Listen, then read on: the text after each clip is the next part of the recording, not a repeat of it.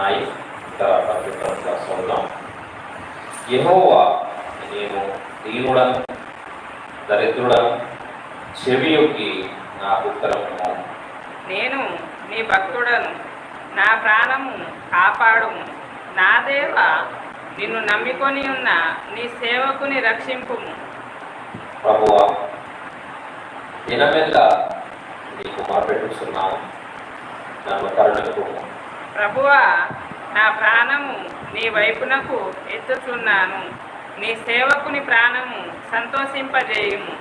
ప్రభువా, నీవు దయాళుడవు, క్షమించుటకు సిద్ధమైన మనసు గలవాడవు, నీకు మొరపెట్టు వారందరి ఎడల కృపా సత్యము గలవాడవు. యెహోవా, నా ప్రార్థనకు చెవియొగ్గుము, నా మనవుల ధ్వని ఆలకింపుము.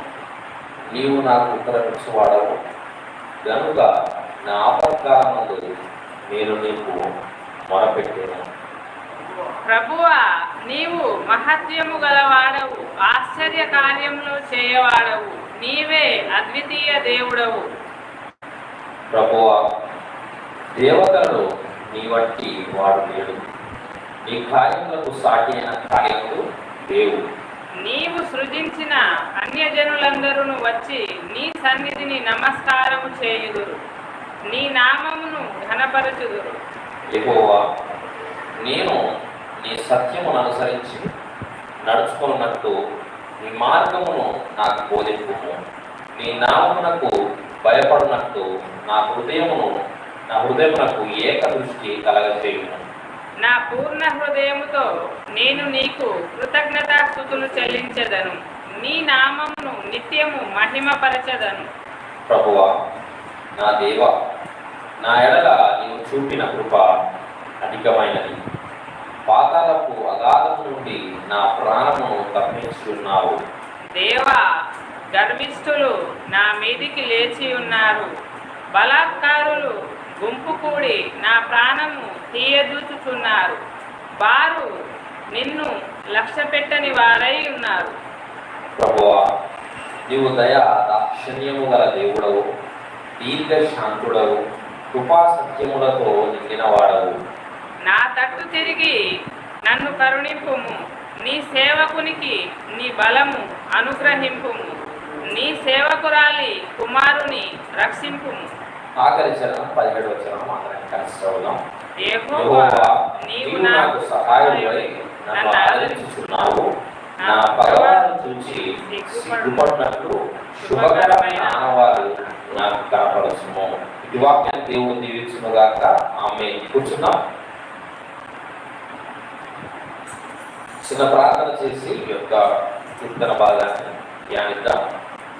పరిశుద్ధుడా, నీకు వందనాలు. ఇప్పటి వరకు ఆయన పాఠ్యక్షతమైన పని పొందారు. ఎంతో విలువైన శ్రేష్టమైన వాక్యమై ఉన్న దేవుడా, నీ మాటలను ఆయన వింటుండగా ఆ యొక్క వాక్యము చేత మాకున్న సమస్యల నుంచి ఆయన విడుదల పొందుకోవడానికి మా హృదయాన్ని కాపాడి కానీ మీ మందిరానికి వచ్చి మా హృదయాన్ని మేము ఇక్కడ కుమ్మరించలేకపోతే, ఏదో ఆలోచించుకుంటా ఉన్నట్టయితే, ఏదో మనదిలో మేము ఉన్నట్టయితే, ఏదో తొందరలో మేము ఉన్నట్టయితే, ఏదో ఆశతో మేము వచ్చినట్లయితే మేము చేసే ఈ భక్తి వ్యర్థమవుతుందయ్యా. మా హృదయాన్ని మందిరంలో కుమ్మరించినప్పుడు నాయన, అప్పుడు నీవిచ్చే శాంతిని, సమాధానాన్ని పొందుకోగలుగుతామయ్యా. ఆ విధంగా మా హృదయాన్ని మందిరంలో కుమ్మరించి వినగలిగిన చెవు, గ్రహించే మనస్సు మాకు అనుగ్రహించమని మీరు తోడేమని నడిపించి మీ శిలోశాపం అడుగుపరచుకొని నాతో మాట్లాడుతూ మీరే మాట్లాడాలని యేసు క్రీస్తు నామములో ప్రార్థిస్తున్నాం తండ్రి. ఆమేన్. మొట్టమొదటిగా సంఘంగా కూడి వచ్చిన సంఘ బిడ్డలైన మీ అందరికీ కూడా నా యొక్క హృదయపూర్వక వందనాలు తెలియజేస్తున్నాను. కీర్తనల గ్రంథంలోకి మనం చదివిన 86వ కీర్తన. పోయినసారి ఈస్టర్ కావడం వల్ల మనం 85వ కీర్తనను ధ్యానించుకోలేదు. సరే, మళ్ళీ సమయం కూడా వచ్చినప్పుడు దాంట్లో ధ్యానిద్దాం. ఈ వారంలోకైతే 86వ కీర్తనను మనం ధ్యానం చేద్దాం. కీర్తన అంతా కూడా ప్రార్థన మీద ఆధారపడిందిగా మనము చూడవచ్చు. దేని మీద ఆధారపడిందంట? ప్రార్థన మీద. ఎటువంటి ప్రార్థన? ఈరోజు మనం ఏం నేర్చుకోబోతామంటే, ప్రార్థన చేసేటప్పుడు అంట, ప్రార్థన చేసేటప్పుడు మనము కలిగి ఉండవలసిన కొన్ని లక్షణాలు, ప్రార్థన చేసేటప్పుడు మనం ఎలా ఉండాలి, ఏ విధంగా మనము ప్రార్థన చేయాలి అనే విషయాన్ని ఈ కీర్తన ద్వారా మనం నేర్చుకోబోతాం. 86వ కీర్తన మొదటి నుంచి ఒకసారి 2 చరణాలు ప్రారంభించేద్దాం. యెహోవా నేను దీనుడను దరిద్రుడను, చెవియొగ్గి నాకు ఉత్తరమేమో, నేను నీ భక్తుడను, నా ప్రాణము కాపాడుము. నా దేవా నిన్ను నమ్ముకొని ఉన్న నీ సేవకుని రక్షింపు. చాలండి. ఇక్కడ ప్రార్థన చేసే వ్యక్తి పేరు దావీదు. ఏం పేరంట? ఈ దావీదు ఏం చేస్తున్నాడంటే, దేవుని మందిరంలోకి వచ్చి ఒక మంచి ప్రార్థన చేస్తున్నాడు. ఏమనుకున్నాడు? నేను ఏంటిదంట? దీనుడను దరిద్రుడను. ఎవరైనా సరే తమని తాము తక్కువగా చూసుకోవడానికి, లేకపోతే నేను ఏ పార్టీ వాడకు, నా బ్రతుకు ఏ పార్టీకి, బైబిల్ ఏం చెప్తుందంటే, మానవ జీవితం అంట గడ్డి పువ్వు లాంటిది, ఆవిరి బుడగలాంటిది. గడ్డి పువ్వు ఈరోజు ఒకవేళ బాగా మంచిగా అనిపించింది అనుకో, రేపటి ఉంటుంది అది. లేకపోతే ఆవిరి బుడగలు చూద్దాం, ఆవిరి బుడగలు వస్తుంటాయి. ఎంతసేపు ఉంటే ఆ బుడగ? ఒక 5 నిమిషాలు కదా కనీసం. అయితే బైబిల్ ఏం చెప్తుందంటే, మానవ జీవితం అలాంటిది. ఎందుకంటే అంత వేగంగా గడిచిపోతుంది. ఇలా చూసి అలా చూసేలోపు ఆ మనిషి ఉండొచ్చు, ఉండకపోవచ్చు. రీసెంట్గా కూడా కొంచెం తెలిసిన వ్యక్తే, మల్లయ్య అని, ఆయన ఒండ్రి మల్లయ్య అంటారు.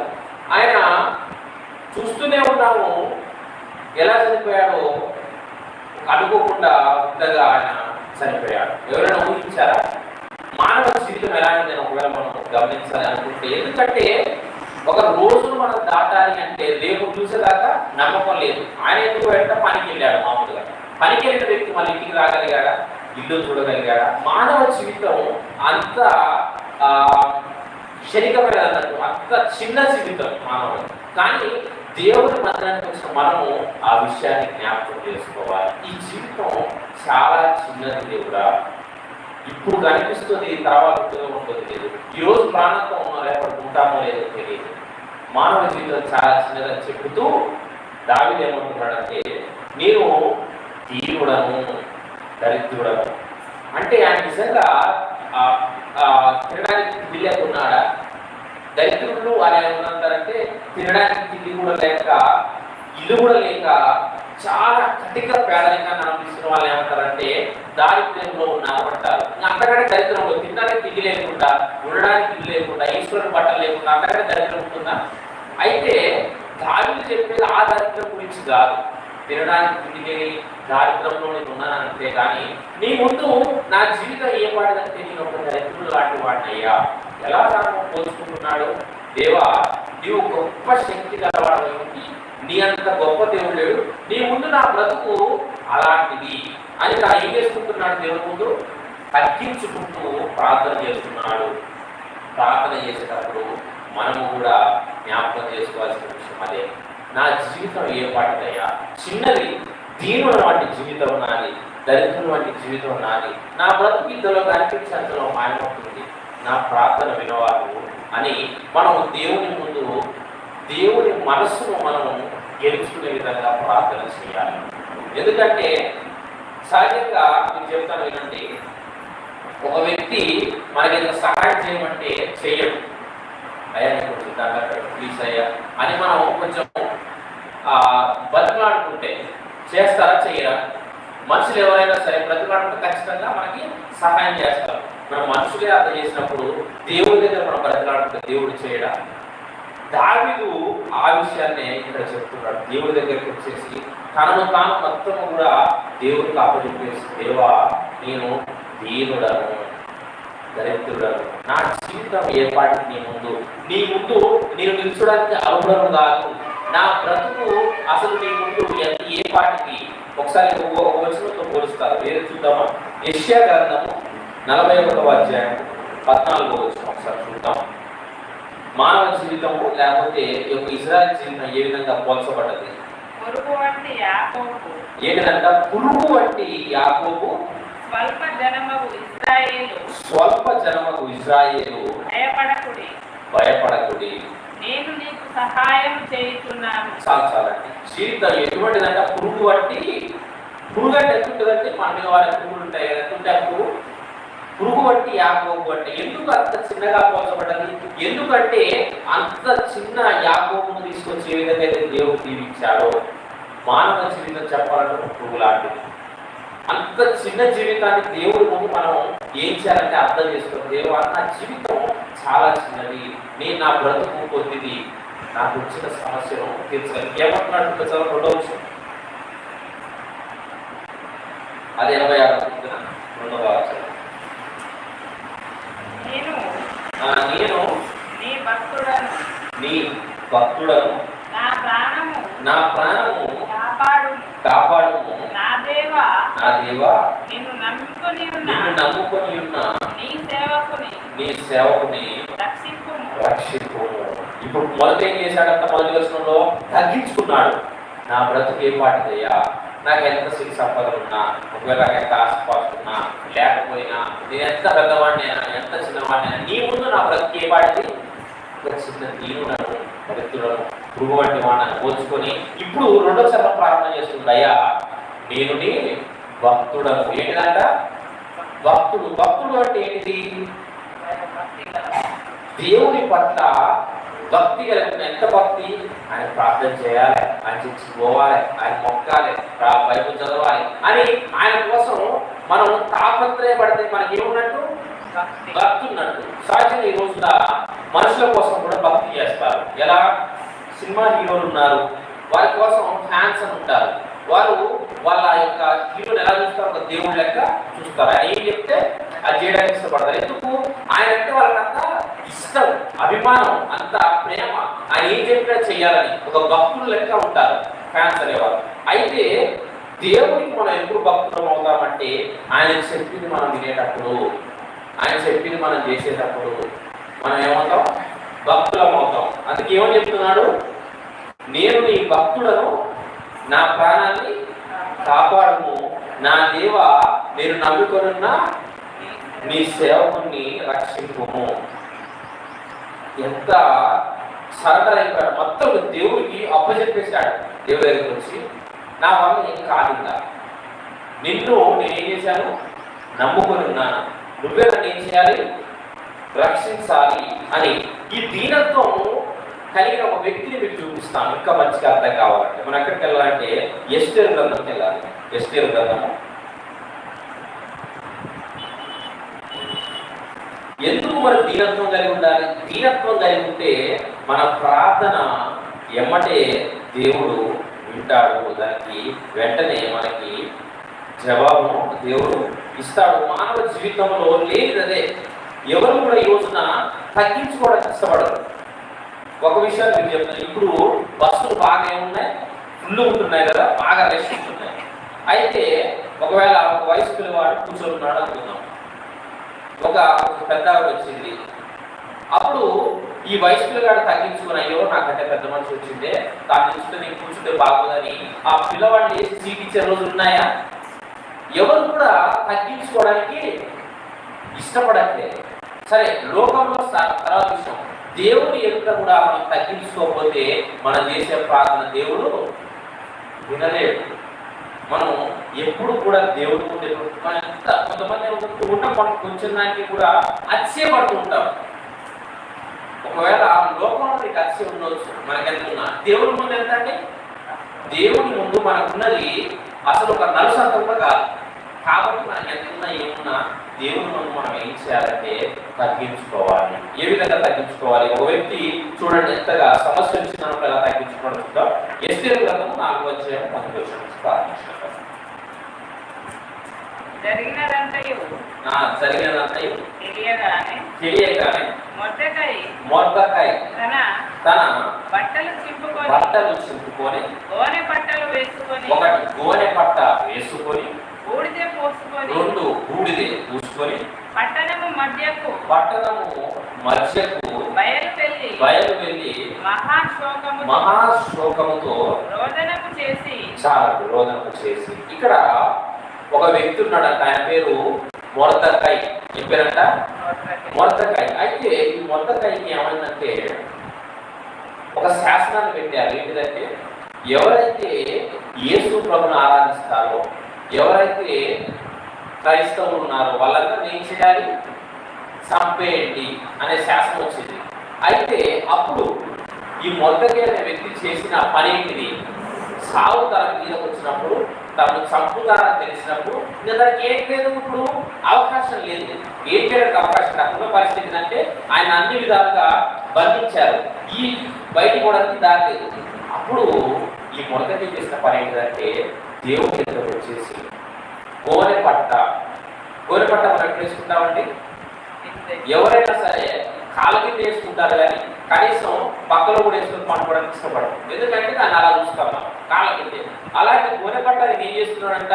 మన వస్త్రాలు వేసుకున్నాడు, షర్టు లేకపోతే చీర కట్టుకుంటా ఏం చేసిన ఆ వస్త్రాన్ని గోనె పట్ట వేసుకున్నాడంట. తర్వాత రెండోది ఏంటిది? చదవట 4వ అధ్యాయము 1వ వచనం.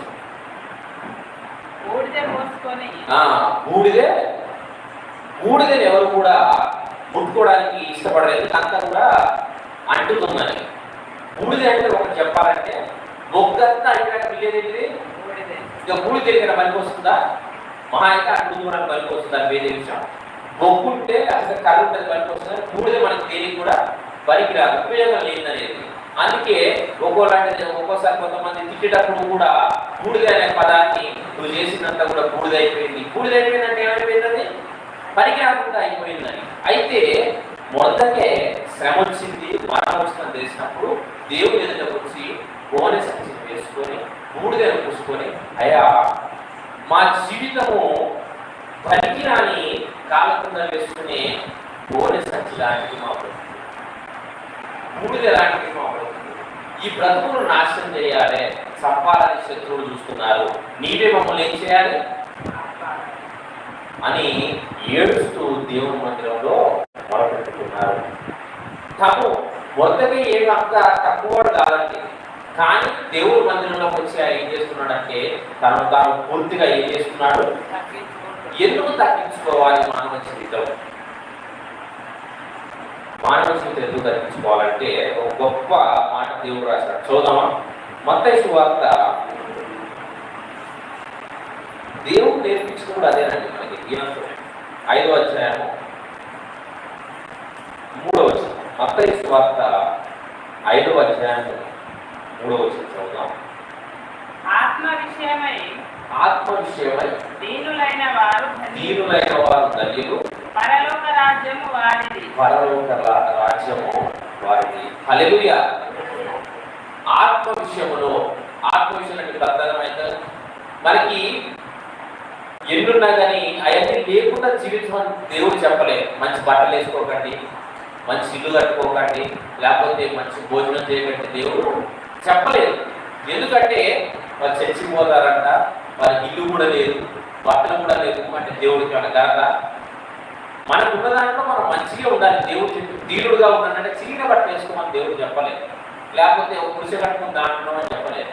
దేవుడు చెప్పింది ఏంటంటే నీకు ఎన్నున్నా, ఒకవేళ పెద్ద భవనం ఉన్నా, పట్టు వస్త్రాలు ఉన్నా, కారు ఉన్నా, ఏమున్నా, బంగారం ఉన్నా కానీ దేవుడి ముందు మాత్రం మనం ఎటువంటి వారం?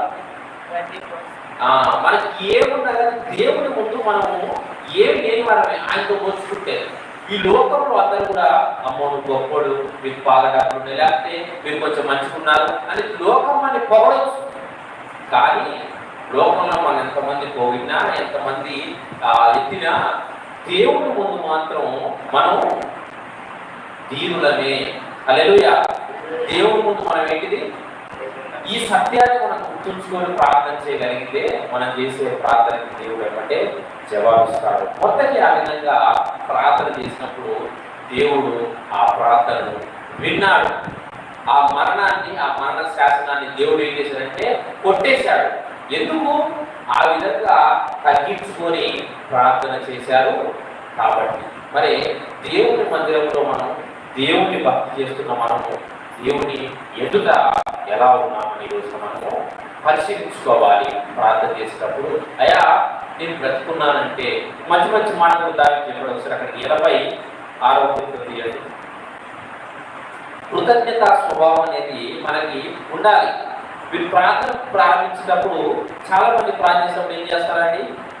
దేవుడా నాకు పలు రోగం తీసేయ, నా భార్య బాగుండాలి, నా భర్త బాగుండాలి, నా పిల్లలు బాగుండాలి, నాకున్న శ్రమలు పోవాలని ప్రార్థన చేస్తారు. మంచిదే, ప్రార్థన చేయండి. కానీ ఒక విషయాన్ని మీరు ముందు చేయాలి. మనకున్న శ్రమను దేవుడు చెప్పుకోవడం తప్పు కాదు. ఇప్పుడు దేవుడు అనేది ఏంటంటే మీ ఏమి కావాలో దాన్ని అడగండి, దేవుడు ఏమన్నాడు? ఇస్తాను, అడుగుడి ఇవ్వబడ్డాను అంటే దేవుడు అడగమన్నాడు కదా వాక్యానుసారం. సరే మంచిది, అడగండి. అయితే ప్రార్థన చేసేటప్పుడు అడగడానికంటే ముఖ్యంగా మనం చేయాల్సిన పని ఏంటంటే చేసిన ప్రతి మేలును ప్రార్థనలో జ్ఞాపకం చేసుకోవాలి. దేవా, మొట్టమొదటిగా ఈ రోజు వరకు నన్ను బ్రతికించావు, చాలా దాన్ని బట్టి నీకు వందనాలు. తర్వాతకి మన జీవితంలో ఎంతో పేరు చేస్తూ వస్తుంటాడు. అయ్యా పలానా రోజున మరి పలానా అప్పు నా పైన ఉన్నప్పుడు విడిపించావు, నా కొడుకు బాగాలేనప్పుడు బాగా చేశావు, నాకు బాగాలేనప్పుడు బాగా చేశావు. ఈ విషయాలన్నీ కూడా ప్రార్థన మనం ఏం చేయాలి? జ్ఞాపకం చేసుకోవాలి. ఎందుకు చేసుకోవాలి? మరి ఈ జ్ఞాపకం చేసుకుంటూ దేవుడు మనం ఏం చేయాలంటే స్తుతించాలి. హల్లెలూయా. ప్రార్థన చేయడం అంటే ఎంతసేపటికి అడగడమే కాదు. ఏంటిదంటే ఎంతసేపటికి అడగడమే కాదు, దేవుడు చేసిన ప్రతి వేలు ఫస్ట్ ముందు పెట్టాలి. దేవా, నాకు నా జీవితాన్ని ఈ రోజుకి ఈ విధంగా వచ్చావు. కట్టుకోవడానికి బట్టలు కానీ, తినడానికి అన్నం కానీ, లేకపోతే రోగం కూడా వెళ్తున్నప్పుడు పలానా రోజున నేను చచ్చిపోవాలనేమో అనుకున్నాను, పలానా రోజున ఒక ప్రమాదం వచ్చింది, తన నుంచి కాపాడాను. ఇవన్నీ మనం ఏం చేయాలి? ప్రార్థనలో జ్ఞాపకం చేసుకోవాలి. ఏవైతే మనం జ్ఞాపకం చేసుకుంటే మన విశ్వాసం బలపడుతూ ఉంటుంది. సహజంగా మనుషుకున్నది ఏంటిదంటే మర్చిపోతూ ఉంటామండి. ఏంటిదంట?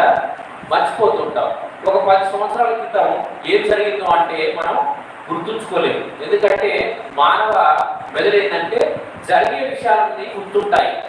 ఇవి జరగట్లేదు అంటే అవన్నీ ఏమైనా గుర్తుంటాయి, మర్చిపోతూ ఉంటాయి. ఇప్పుడు మనం రోజు చేసే పని మనకు గుర్తుంటుంది. నెలకు 2 నెలలకోసారి చేసే పని ఉందనుకోండి, అది గుర్తుంటుంది. సరే, ఎందుకు మనకు ఎక్కువగా? కాబట్టి దేవునికి మనం ప్రార్థన చేసినప్పుడు మొట్టమొదట అడిగేదానికంటే ముందు ఏంటంటే అడిగేదానికంటే ముందు చేసిన ప్రతి మేలుని జ్ఞాపకం చేసుకోవాలి. సో దాన్ని జ్ఞాపకం చేసుకోండి. చూద్దాం పట్టండి. ప్రార్థన చేసినప్పుడు ఏం చేస్తున్నాడు? 86వ కీర్తన 13వ వచనం. ప్రభువా, నా దేవా, నా ఎడల నీవు చూపిన కృప అధికమైనది. ఏమైందంట? ఎక్కువగా ఉన్నదయ్యా, అధికమైంది. పాతాళపు అగాధము నుండి నా ప్రాణమును తప్పించి ఉన్నావు. ఆ పైన ఉంటున్నాడు 12 చదువుదామండి. నేను చెప్పి నా పూర్ణ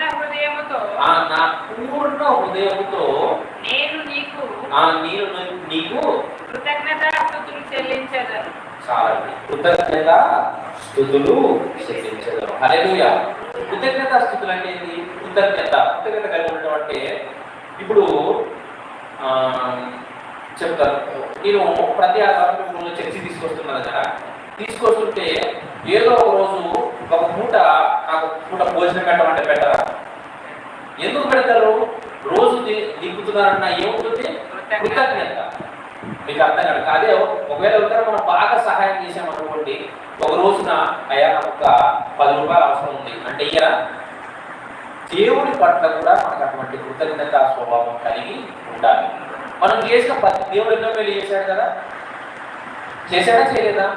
చేసిన మేలుకి కృతజ్ఞత కలిగి ఉంటున్నామా లేదని ఈ రోజు మనము జ్ఞాపకం చేసుకోవాలి. దావీదు ప్రార్థన చేస్తూ చెప్తున్నాడు, నా పూర్ణ హృదయంతో. పూర్ణ హృదయం అంటే ఏంటంటే నా పూర్తి హృదయంతో, ఏ ఒక్క లోపం లేకుండా లోటు లేకుండా ఏమంటే నా పూర్ణ హృదయంతో నీకు ఏం చెల్లిస్తాను? కృతజ్ఞత స్తుతులు. కృతజ్ఞత స్తుతులు. కృతజ్ఞత అంటేనేమో మనము వారు చేసిన సహాయానికి ఏదైనా చేసిన కృతజ్ఞత. మరి స్తుతులు అంటే ఏంటిది? కృతజ్ఞత స్తుతులు అంటే ఏంటంటే ప్రార్థన చేసేటప్పుడు ప్రారంభం చేయాలి. దేవుడా నాకు ఇచ్చిన ఆరోగ్యాన్ని బట్టి స్తోత్రం, కృతజ్ఞత స్తుతి. మనం చేస్తాం కదా ఆరాధన, అది కృతజ్ఞత ఆరాధన. కృతజ్ఞత స్తుతి అదే. ఎందుకు చేపిస్తున్నాను నేను ఆరాధన? ప్రతి ఆదివారం మనం ఎందుకు చేయాలి ఆరాధన? ఆరాధన ఎందుకు చేయాలంటే దేవుడు మన్నించుకోరుకునేది అదే. మనం ఎంతగా దేవుణ్ణి ఆరాధిస్తామో అంత దేవుని ప్రత్యక్షత మనం పొందుకుంటాము. ఒకవేళ బాగా ఉందనుకోండి, లేకపోతే బాగా ఇబ్బందిగా ఉందనుకోండి, అసలు మనశ్శాంతి లేదు, ఆ పరిస్థితులు మీరు చేయాల్సిందంటే కళ్ళు మూసుకొని దేవుణ్ణి స్తుతించడమే. మనం ఒకవేళ పాట వస్తే పాట పాడటం, ప్రార్థన వస్తే ప్రార్థిస్తూ, దేవా నాకు ఈ మేలు చేసినందుకు నీకు వందనాలయ్యా, నన్ను బ్రతికించినందుకు నీకు వందనాలయ్యా, అయ్యా నీవెంత గొప్ప దేవుడు అని ఆరాధించడం ప్రారంభం చేయండి. ప్రార్థన చేయడం కాదు, ప్రార్థన వేరే ఆరాధన వేరేదండి. సో జ్ఞాపకం చేసుకున్న ఆరాధన అంటే ఏంటంటే చేసిన ప్రతి మేలుకి ఆయన ఏం చెప్పటం? వందనాలు చెప్పటం. అయ్యా నాకు ఇది చేసావు, థ్యాంక్ యూ తండ్రి, ఇది చేసావు, థ్యాంక్ యూ అయ్యా అని మనం ఏం చెప్తున్నాం అంటే కృతజ్ఞత చెప్తున్నాం. కృతజ్ఞత చెప్పడం అనేది దేవుని ప్రత్యక్షతను పొందుకోవటం. అందుకే ఒక భక్తుడు ఏమన్నాడంటే ఆరాధన చేస్తే మానవ స్థితి ఏంటంటే మానవ స్థితి మారుతుంది. ఎలా మారుతుంది? అది ఆరాధిస్తుంటే దేవుడు ఎక్కడికి వస్తాడు? మన హృదయంలో. దేవుడే మనతో ఉంటే దరిద్రం ఉంటుందా మనకి? కొంతమంది అంట ఏది పట్టుకున్నారే కలిసి రాదు, చెయ్యాలనికో మరి జీవితం అలాంటిగా ఉంటుంది, ఏదో దరిద్రం అనేది తగ్గుతుంటుంది. అయితే మానవ జీవితంలో దరిద్రం అంటే సహజమే, కానీ ఆ దరిద్రం పోవాలి అంటే మనం చేసే పని విజయవంతం కావాలంటే ఎవరు కూడా పని చేసేటప్పుడు ఈ పని కాదు అని అనుకోరు. మనం ఏం పని ప్రారంభం చేసినా బాగా జరిగితే బాగుండు, ఏదైనా ఫలం చేసినా లేకపోతే మనం ఏదైనా వ్యాపారం పెట్టినా ఏమని కోరుకుంటారు? ఎవరైనా కలిసి రావాలని కోరుకుంటారు, బాగా కలిసి రావాలని కోరుకుంటారు. ఎవరు కూడా నష్టపోవాలని కోరుకోరు. కానీ మనం చేసే పని కలిసి రావాలంటే ఒకటి గుర్తుంచుకోండి, దేవుని దయ, మనం చేసే మంచి మనకి సహాయం చేస్తుంది. దేవుని దయ లేకపోతే మనం మంచి చేయకపోతే మనకి ఎప్పటికి కూడా మనం ఏం చేసినా కానీ కలుస్తారు. కొంతమంది అన్యాయం చేస్తూ మోసం చేస్తూ సంపాదిస్తారు, కానీ ఒక రోజున మొత్తాన్ని కూడా ఏం చేస్తారు? వాళ్ళు కోల్పోతారు. ఎందుకు? దేవుని దయ మనకు లేకపోతే మనం సంపాదించిన మనతో ఉండదు. కొంతమంది అనుకుంటారు ఎంత సంపాదించారని. ఆ సంపాదించి తినలేకపోతే కష్టపడి ఏం బాగా పిల్లలు లేకుండా బాగా కష్టపడి సంపాదించారండి, సంపాదించి తినలేకపోతే ఏమన్నా ఉపయోగం ఉందా? కాబట్టి దేవుడిని మనం ఏం చేయాలంటే ప్రార్థన చేసినప్పుడు మనం ఏం చేయాలి? దేవుడి నుంచి ప్రతి మేల్ని జ్ఞాపకం చేసుకోవాలి. మరి ఈ రోజు నుంచి చేద్దాం. ఆ విధంగా దాన్ని చేశాడు కాబట్టి దేవుని యొక్క దీవెన పొందుకున్నాడు. కేవలం నడుపుతా చూడండి 11వ వచనం ప్రారంభం చేయండి. ప్రభువా నా దేవా నా ఎడల నీవు చూపిన కృప అధికమైనది. ఏమైందంట? అయ్యా నువ్వు నా ఎడల చూపిన కృప అధికమైనది, ఎంతో గొప్పది. ఎన్ని ఆపదల నుంచి కాపాడావో, ఎన్ని శత్రువుల నుంచి కాపాడావు. ఎలా కాపాడావు? మరి పాతాళ అగాధం నుండి నా ప్రాణాన్ని తప్పించి ఉన్నావు. హల్లెలూయా. ప్రాణాన్ని కూడా ఎక్కడి నుంచి కాపాడాడంట? పాతాళం అంటే ఏంటంటే మరణం, అగ్నిగుండాన్ని గుర్తు. అటువంటి చావుకు దగ్గరైనప్పుడు కూడా నేను చనిపోతాను, నా పరిస్థితి అయిపోయినప్పుడు కూడా దేవుడు ఏం చేశాడంట? కాపాడాడు. అవన్నీ కూడా ప్రార్థన చేస్తూ అన్ని మళ్ళీ ముందుకు జ్ఞాపకం చేస్తున్నాడు. ఇంకేమంటున్నాడు?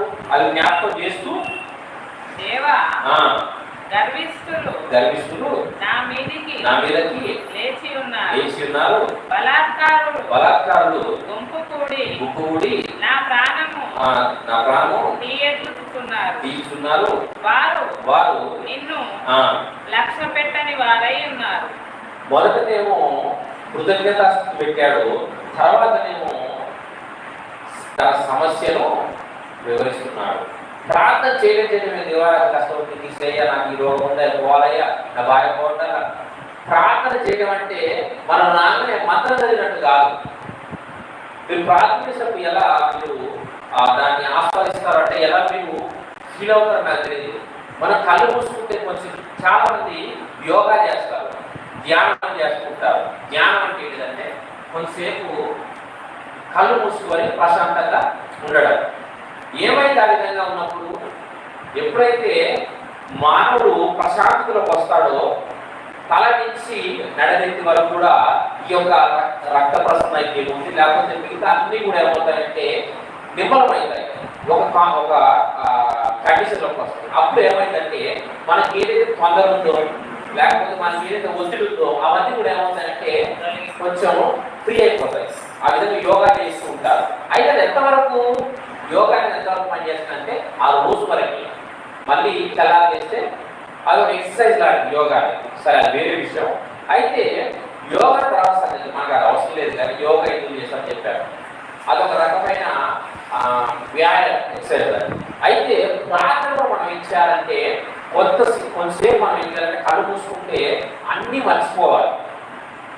మర్చిపోయి దేవుడు మన ఎదురున్నాడు, మన ప్రార్థన ఎదురున్నాడు అనే ఒక ఆలోచన కలిగి మనము మన సమస్య అంతా మన హృదయాన్ని ఏం చేయాలంటే అందుకే ఫస్ట్ చెప్పినది ఏంటంటే కుమ్మరించాలి. దేవుడు హృదయం కుమ్మరించడం అంటే ఏంటంటే నీకు హృదయంలో బాధ ఉంది.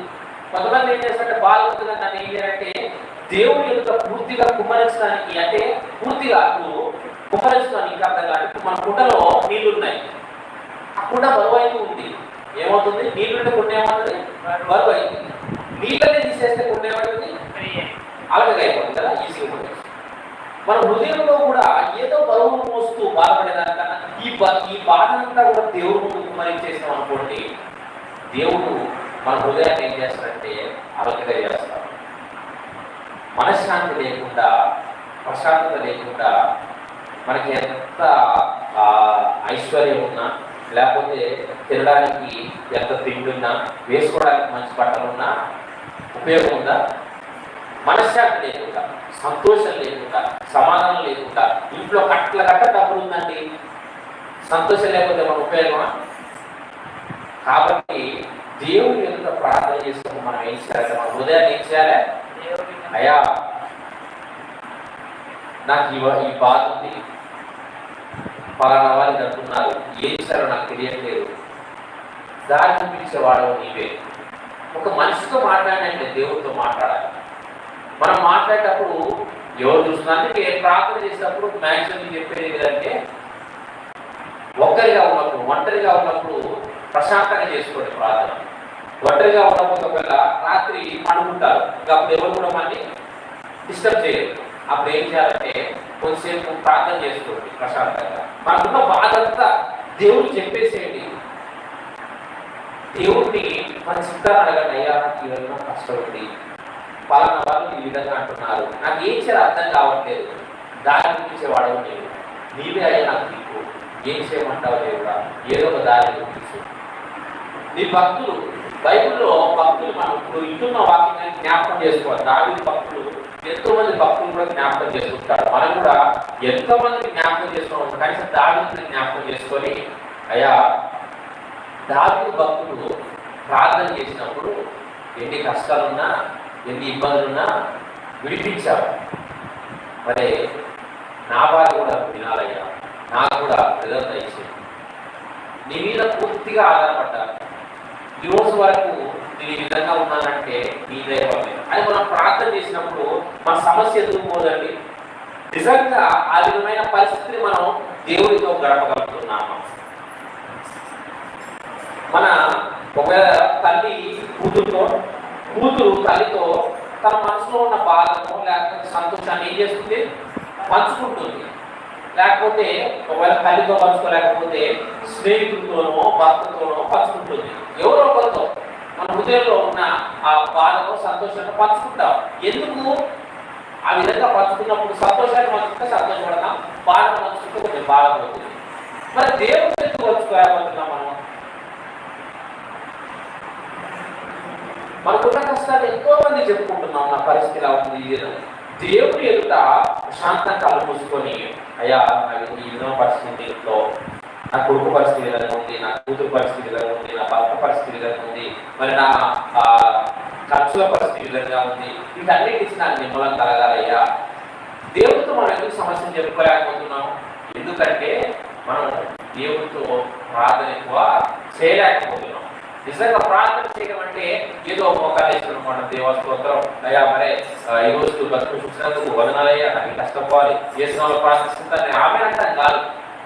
చర్చిలో వచ్చే మనకు ప్రార్థన ప్రశాంతంగా చేసేంత టైం ఉండదు, ప్రార్థన చేసిన సమయం అంతా అయిపోతుంది. దేవుడితో నువ్వు ఎంతైతే ఎక్కువ సమయం గడుపుతావో అంతగా దేవుడు మనకున్న ప్రతి సమస్యను తొలగిస్తాడు. మోషే ఇశ్రాయేలు నడిపేయడానికి ముందు కొండపైకి వెళ్ళాడంట. ఎన్ని రోజులు? 40 రోజులు.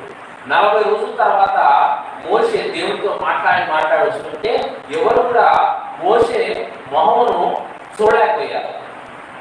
ఎందుకు? అంతగా ఎదిగిపోయిందంట. దేవుడితో మాట్లాడేవాడు, దేవుడితో గడిపేవారి మొహము ఎదిగిపోతుందండి. డల్లుగా ఉండదు, ఏదో పోగొట్టుకుని లేక ఉండదు. తెలియని సంతోషం, తెలియని ఆనందం. ఎప్పుడు? చుట్టాలతో గడిపినప్పుడు కాదు, కుటుంబంతో గడిపినప్పుడు కాదు, లేకపోతే మన దేశాల వాటికి తిరిగినప్పుడు కాదు.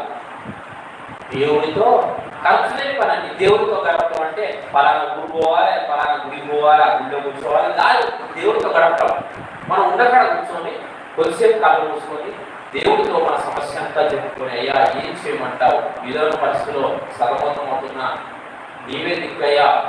బైబిల్లో ఉన్న భక్తుల పట్ల చేసిన మేలు ఆ పట్ల చేయవాలి తండ్రి. నీ సాక్ష్యాలు నిలబెట్టయ్యా, నీ సాక్ష్యాలు చెప్తాను తండ్రి. నాకు తెలిసిన కష్టం గురించి అనేకలు చెప్తాను, నీ దగ్గరికి నడిపిస్తానయ్యా. నీవు నా హృదయంలో కూడా నాకు సంతోషాన్ని, నాకు ప్రశాంతతని, దేవుడు మనకు ప్రశాంతత ఇస్తే దాన్ని ఎవరు కూడా మన దగ్గర నుంచి దొంగలించలేదు. ఒకవేళ 1 లక్ష రూపాయలు నేను సంపాదించాను, చాలా సంతోషం ఇస్తుంది. అబ్బా 1,00,000 రూపాయలు మాము ఎంత కష్టపడితే రావాలని సంతోషం ఇచ్చాను, సంతోషపడుతున్నాను. దొంగ పడ్డాడు, ఆ 1,00,000 దొంగతనం చేసుకుపోయాడు. నా సంతోషం ఏమైపోయింది? పోయింది. మనం సంపాదించుకునే సంతోషం పోతుంది, కానీ దేవుడిచ్చే సంతోషం ఎవరు కూడా. దేవుడిచ్చే సంతోషం అంటే ఆకాశం నుంచి ఎప్పటే కట్టగడ్డ డబ్బు కుమరించడం కాదు. మనం సంతోషాన్ని ఎక్కడ వెతుకుంటాం తెలుసా? ఈ రోజు వచ్చిన బాధ ఏంటంటే మానవుడు సంతోషాన్ని ఎక్కడ వెతుకుంటున్నాడంటే బాగా మంచి జీతం రావాలి, లేకపోతే మంచి పెద్ద ఇల్లు ఉండాలి, ఒక కొత్త బండి ఉండాలి, కారు ఉండాలి. వీటిలో మన సంతోషాన్ని వెతుక్కోకూడదండి. ఎప్పుడైతే క్రైస్తవుడికి ఆశ ఉండాలి, తప్పులేదు. నీ కారు మనకు ఆశ తప్పులేదు, నీ ఇల్లు తప్పులేదు, కానీ మన సంతోషాన్ని దాంట్లో వెతుక్కోకూడదు. మీకు అర్థమవుతుందో నాకు అర్థం కావట్లేదు. కానీ దేవుడితో గడిపే సంతోషాన్ని మానవుడు ఎక్కడ వెతుకుంటున్నాడంటే వాటిలో వెతుకుంటున్నాడు. కాదు, కొంతమంది కారు ఎలా చూసుకుంటారంటే కన్న కొడుకు లెక్క చూసుకుంటాడు. కొడుకు ఎక్కువ, కారు ఎక్కువ. అదే అర్థమైనట్టు చెప్పడానికి మనం సంతోషాన్ని చూసుకోవాలి. ఇప్పుడు కొడుకు ఎక్కువ, కొడుకు బదులు కారు కొడుకు లెక్క చూసుకున్నప్పుడు మన సంతోషం ఎక్కడుంది? అలా మన సంతోషాన్ని దేవుడు ఎత్తుకోవాలి. సంపదలను లేకపోతే దేవుడు మనం వెతుకోవడానికి ప్రయత్నించినప్పుడు మనకు మనశ్శాంతి, మానవుడికి అలా మనశ్శాంతి లేదు. ఎందుకంటే ఉన్నదాంట్లో సంతృప్తి లేదు, లేని దానికోసం ఆశపడటం, దాంట్లో సంతోషాన్ని ఎత్తుకోవడం. దేవుడు మందిరానికి రావాలంటే ఆశ కాదు. ఈరోజు 10,000 ఇస్తారు, ఎవరైతే మందిరానికి పోకుండా మా కాడికి వస్తారో 10,000 ఇస్తారంటే ఎంతమంది పోతారండి? ఎందుకు? డబ్బులో ఉన్న సంతోషం అలాంటిది. డబ్బు పోయి దేవుడు మందిరంలో ఎంత ప్రశాంతంగా ఉందని ఎక్కువ అడుగుతున్నామా? లేదు. అదే వచ్చిన బాధ వచ్చిన మన సంతోషాన్ని రోజున దేవుడు మనం వెతగలుగుతున్నాము. దేవుడు మందిరానికి వెళ్ళి చాలు, దేవుడు ఆయనే నాకు దయచేస్తారు. అంతకంటే సంతోషం లేదు. మన మనసు, మన ఆలోచనని మార్చుకోవాలి. మార్చుకోకపోతే మనం ప్రార్థన చేసిన ఎంతసేపు చేస్తామంటే, నీకు దేవుడిలో సంతోషం ఉంటే నీకు చెప్పడం వల్ల ఈ విధంగా ప్రార్థన చేయడం. ఎందుకంటే మన ఆశ దేవుడి మీద ఉన్నప్పుడు మనం దేని మీద మనసు పోతుంది. మన ఆశ దేని మీద ఉంది. ఇప్పుడు నేను ఒకవేళ ప్రార్థన చేయమని చెప్పాను. ఇప్పుడు ప్రార్థన చేయమని వ్యక్తికి ఏముందంటే అర్జెంట్ పనులు అనుకుందాం. ప్రార్థన చేయగలుగుతారా? చేసి ఎంతసేపు చేస్తాడు? ఒక నిమిషం చేసి భయపడాలి. ఎందుకు? అయితే ఈరోజు చెప్పేది ఏంటంటే మన సంతోషం అనేది మనకి ఎన్ని పనులున్నా ఇది అయిపోయాక ఈ సంతోషం నీకు పోగొట్టుకోకూడదు. ఎందుకు? దేవుడితో నువ్వు గడిపిన సమయము నువ్వు మిగతా వాటిలో దేవుడితో నువ్వు సంతోషం పెట్టుకున్నప్పుడు నీ సంతోషాన్ని దేవుడిని ఇయ్యలేదా?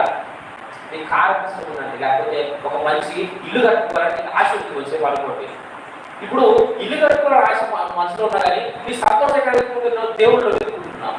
దేవుడి సన్నిధిలో ఉండాలి. కానీ మనసులో ఆశ ఉంది, ఇల్లు కట్టుకుంటే బాగుంటాయి. కానీ ఆశ ఉన్నా కానీ నువ్వు ఎక్కువ దేవుడు ప్రార్థిస్తున్నప్పుడు దేవుడు మనకి ఇయ్యలేదా? దేవుడిని మనం ఎక్కువగా ప్రేమిస్తే దేవుడు మళ్ళీ ప్రేమించలేడా? నా బిడ్డ నా కోసం ఇంత తాపత్రయపడుతుంది, పాపం నా బిడ్డకు కావాల్సిన ఆశను నేను తీర్చాలి. దేవుడు ఖచ్చితంగా తీర్చుతాడు. హల్లెలూయా. దేవుడి దగ్గర నుంచి ఎందుకు యోజన మనము కొన్ని పొందుకోలేకపోతున్నాము? ఎందుకు ఆలస్యం అవుతుంది అంటే ఆశ ఎక్కడుంది? మనకి వాటి మీద ఉంది. మన ఆశ ఎక్కడ ఉండాలి? యోజన మన సంతోషం ఎక్కడ ఉండాలి? దేవుడితో ఎక్కువ గడపాలని ఆశపడండి. మీకు ఏం కావాలో దేవుడికి తెలుసు. ఎప్పుడు కావాలో దేవుడికి దేవుడు ఏదైతే ఒకవేళ మీ సంతోషము వేరే వాటిలో ఉండి దేవుళ్ళో వెతకాలనుకుంటే మీకు అర్థమైందో. ఒక వ్యక్తి అంటే ఒకసారి పోలీసు ఉద్యోగం కోసం బాగా ఆశపడ్డాడు.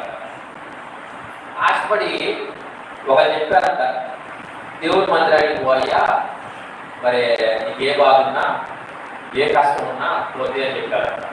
అయితే ఈ వ్యక్తి పోలీసు కావాలనుకుంటున్నాడు. ఆయన కష్టం అదే, ఆయన బాధ అదే. సరే దేవుడు మందిరానికి వచ్చాడు. రోజు పాటలు పాడుతున్నారు, ప్రార్థన చేస్తున్నారు, అంత బాగా జరుగుతుంది. ఈయన ఒకటే అయా దేవుడానికి దండం పెట్టిన పోలీసు కావాలి, ఇది ఒకటే ఆయన చేసేది.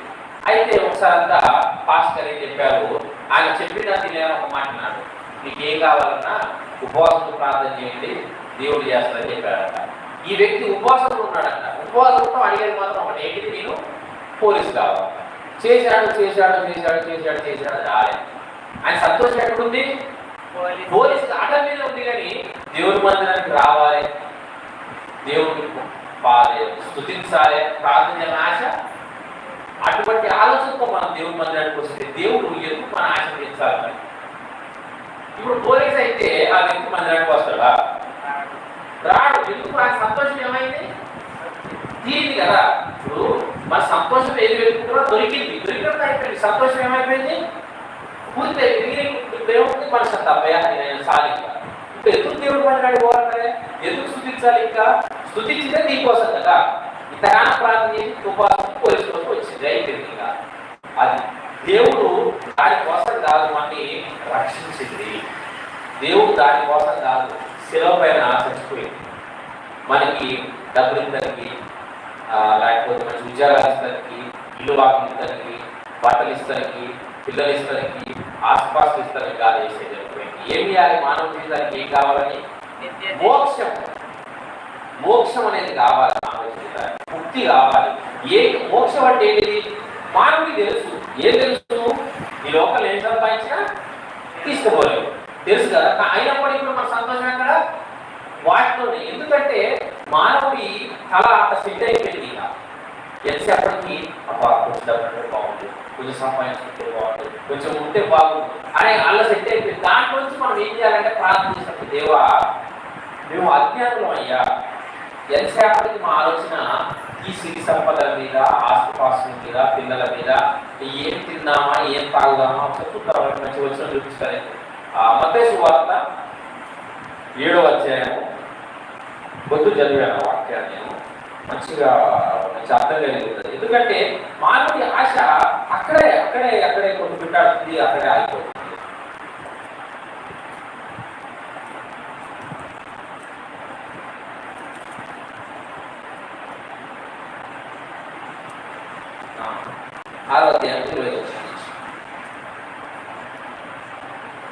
మత్తయి సువార్త 6వ అధ్యాయం 20వ వచనం నుంచి ప్రారంభించేద్దాం. అందువలన అందువలన నేను నేను మీతో చెప్పున్నదేమనగా మీతో చెప్పేది ఏమనగా ఏమి తిందుమో ఏమి త్రాగుదుమో ఒక వినాలి.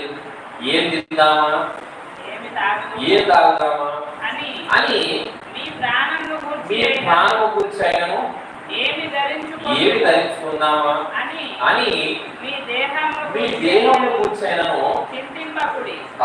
చింతించకండి. ఆహారము కంటే ఆహారం కంటే ప్రాణమును, ఒకటి ఏంటంటే ఆహారం కంటే ఇది ప్రాణమును అక్కడ వచ్చే పాడు.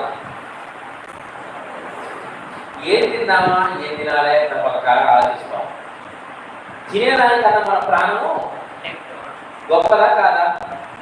మరి ప్రాణంతో ఉన్నామని మనం ఎందుకు ఆలోచించలేకపోతున్నాం? ఈ ప్రాణం ఇచ్చింది ఎవరైనా మనం ఎందుకు ఆలోచించకపోతున్నాం? దేవుడు ఎంత మంచిగా చెప్పాడు. ఎంతసేపటికి ఏం తిన్నాం, ఏం తాగుతాం, ఏం ధరించుకుందామని ఆలోచిస్తూ ఉంటారు. కానీ మీరు తినే తిండి కంటే మీకు ఇచ్చిన ప్రాణం విలువైంది కదా. ప్రాణం ఇచ్చినోడు, నారు పోసినోడు నీరు పోయడా? నారు పోసిన దేవుడు నీరు ఖచ్చితంగా పోస్తాడు. మనం దేవుడు మన సృష్టించినోడు మనం తిండి పెట్టకుండా ఉండలేడండి. కానీ రేపటి తిండి దొరుకుతుందా లేదా, ఎల్లుండి తిండి దొరుకుతుందా లేదా అది ఎంతసేపటికి ఏం చేస్తాం? మనం ఏదో కష్టపడి మనమే సంపాదించిన లెక్క చేస్తూ ఉంటాం. ఒకటి గమనించండి, దేవుడి దగ్గరికి వచ్చిన వాడిని దేవుడు తోకలెక్క చేయడట. ఏం చేస్తానంటే దేవుడు అలాగా నియమించును. ద్వితీయోపదేశకాండ 5వ అధ్యాయం 11 నా మాట విన్నవాడు, నన్ను నమ్మినవాడు, ఆయన విశ్వాసం ఉంచిన వాడిని తలగా ఉంచుతారు కానీ తోకగా ఉంచుతారు. తోక గొప్పదా తల గొప్పదా? తల గొప్పది కదా. మరి దేవుడు ఏ విధంగా అంటున్నాడు? తలగా ఉంచుతారు, తల పైన ఉంటుంది, తోక ఎలా ఉంటుంది? తోక అంటే తక్కువగా కదా. ఒకసారి పుట్టునేమంటే తోక ఉంచుకొని పోయింది అని అంటుంటారు కదా. దేవుడు గొప్పగా ఉంచుతాను కానీ తక్కువగా ఉంచుతారు ఎప్పుడు ఆయన వైపు చూసినప్పుడు. మరి ఏం తిందామా, ఎలా బతుకుదాము, ఎట్లా మనం ఆలోచిస్తున్నామంటే దేవుడిని ఏం చేస్తున్నట్టు? తక్కువ చేస్తున్నట్టు. దేవుడు చేస్తాడా చేయడా? అటువంటి అవిశ్వాసం మనకి చదవండి. వస్త్రముల కంటే దేహము గొప్పవి కావా? ఆకాశ పక్షులను చూడండి. ఆకాశంలో పోయే పక్షులు చూడండి. అవి విత్తవు, విత్తవు, కొయ్యవు, పొట్టలో కూసుకోవు. అయినను మీ పరలోకపు తండ్రి వాటిని పోషిస్తున్నాడు. మీరు వాటికంటే బహు శ్రేష్ఠులు కారా?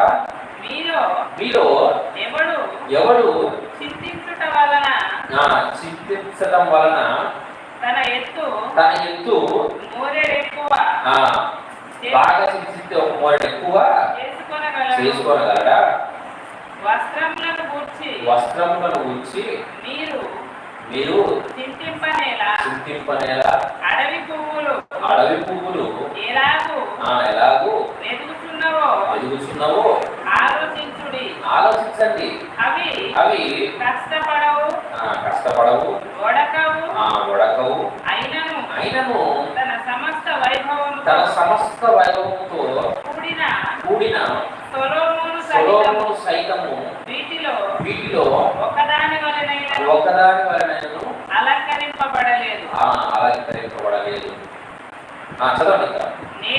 నేడుండి రేపు పొయ్యిలో వేయబడు అడవి గడ్డిని దేవుడిలాగు అలంకరించిన ఎడల అల్ప విశ్వాసులారా మీకు మరి నిశ్చయముగా వస్త్రములు ధరింపజేయును కదా. కాబట్టి ఏమి తిందాము, ఏమి తాగుదాము, ఏమి ధరించుకుందాము అని చింతించకండి. ఎందుకు చింతించకూడదు? ఎందుకంటే ఇప్పుడు అన్యజనులు వీటన్నిటి విషయమై విచారింతురు. ఇవన్నీ మీకు కావాలని జాగ్రత్తగా వినాలి. ఇవన్నీ మీకు కావాలని మీ పరలోకపు తండ్రికి తెలియను. ఏ విధంగా దేవుడికి ఏంటి మనకు కావాల్సినది కూడా ఆయనకి తెలుసు. దేవుడికి తెలుసు ఎప్పుడు ఏం చేయాలని. మన పొద్దున్న లేస్తే ఆశ అదేగా, మన ఆలోచన, మన సంతోషం అదే, ఎట్లా ఎక్కడ చేయాలనే. కానీ దేవుడు ఉన్నాడు, ఆయన చూసుకుంటాడు, ఆయన చేస్తాడు, ఆయన చూస్తున్నాడు, ఆలోచన ఉంటున్నాం మనకి. అటువంటి విశ్వాసం మనకు ఉంటుందా ఈరోజు ఒకసారి గమనించుకోవాలి. అందుకే ఏం ఎగ్జాంపుల్ చెప్తున్నాడు, ఒకసారి మీరు తాళెత్తి ఆకాశంలో పోయే పక్షులు చూడండి. ఎన్ని ఎకరాలు వచ్చినాయి, విత్తనాలు పెట్టినాయి, దున్నినాయా, దుక్కినాయా, కష్టపడ్డాయా, పొట్లలో నింపుకుంటాయా, కానీ వాటి మనకు కలుగుందా?